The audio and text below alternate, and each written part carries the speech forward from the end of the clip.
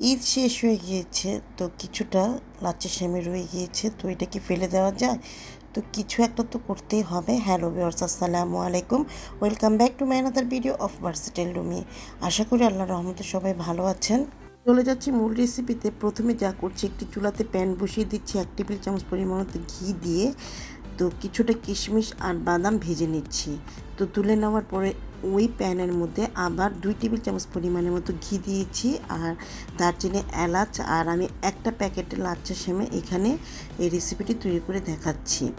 তো এই ঘিয়ের মধ্যে দিয়ে দিচ্ছি 1 প্যাকেট পরিমাণের মতো লাচ্ছা সেমাই আর সামান্য পরিমাণের মতো লবণ দিয়ে খুব ভালোভাবে ভেজে নিচ্ছি। তো আজকে আমি লাচ্ছি সেমাইয়ের বরফিটা তৈরি করে দেখাচ্ছি। ডেজার্ট রেসিপি, বিশেষ করে সেমাইয়ের রেসিপি যে শুধু ঈদের সময় খেতে হবে তা কিন্তু নয়, আমরা কিন্তু এমনিতেও তৈরি করে খাই, আর বিশেষ করে আমি কিন্তু তৈরি করি। এরপরে এখানে কনডেন্স মিল্ক অ্যাড করে দিচ্ছি 1 কাপ পরিমাণের মতো, মেজারমেন্টের কাপ অনুযায়ী। তো কনডেন্স মিল্কটা দিয়ে দিলে হয় কি, আমার আলাদা করে চিনি অ্যাড করতে হবে না, এটাতে পুরো কাভার হয়ে যাবে মিষ্টিটা। তারপরে ভেজে রাখা বাদাম আর কিশমিশটা দিয়ে দিচ্ছি, খুব ভালোভাবে নেড়েচেড়ে নিতে হবে। এরপরে অ্যাড করে দিচ্ছি 1 টেবিল চামচ পরিমাণের মতো গুঁড়া দুধ। আমার ভিডিওটিতে অবশ্যই লাইক, কমেন্ট, শেয়ার করুন আর সাবস্ক্রাইব করে আমার পাশে থাকুন প্লিজ। আপনাদের সাবস্ক্রাইবের মাধ্যমে কিন্তু আমাকে অনুপ্রেরণা যোগাবে। খুব ভালোভাবে নেড়েচেড়ে দিতে হবে। চুলার আঁচটা কিন্তু এখন একদম লো থেকে এই রান্নাটা তৈরি করতে হবে, যেহেতু এখন হাই ফ্লেমটা যদি একটু বাড়িয়ে দিই তাহলে কিন্তু পুড়ে যাওয়ার সম্ভাবনা থাকে। এরপরে যে ডিশের মধ্যে আমি সার্ভ করবো সেখানে একটু ঘি লাগিয়ে নিচ্ছি।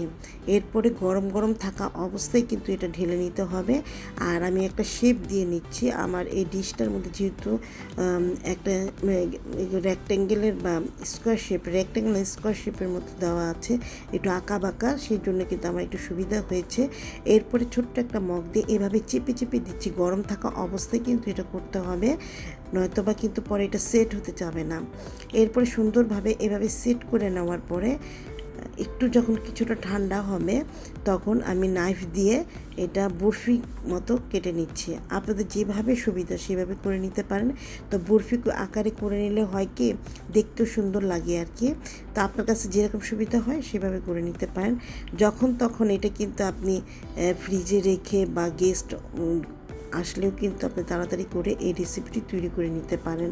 এই বরফি আকারে করে নিয়ে কিন্তু আপনি স্টোর করে রাখতে পারেন নর্মাল ফ্রিজে, নর্মাল চেম্বার আর কি রেখে দিতে পারেন। এভাবে পিস পিস করে আমি রেখে দিই, বাচ্চাদের যখন খুশি তখন বের করে খায়। আর আমার কাছেও কিন্তু খুব ভালো লাগে, একটু ক্রিস্পি ক্রিস্পি কিন্তু আছে। আর যারা এটা তৈরি করতে জানেন, আর যারা জানে না তারা তো অবশ্যই ট্রাই করবেন। আজ এ পর্যন্ত, সবাই ভালো থাকুন, ধন্যবাদ।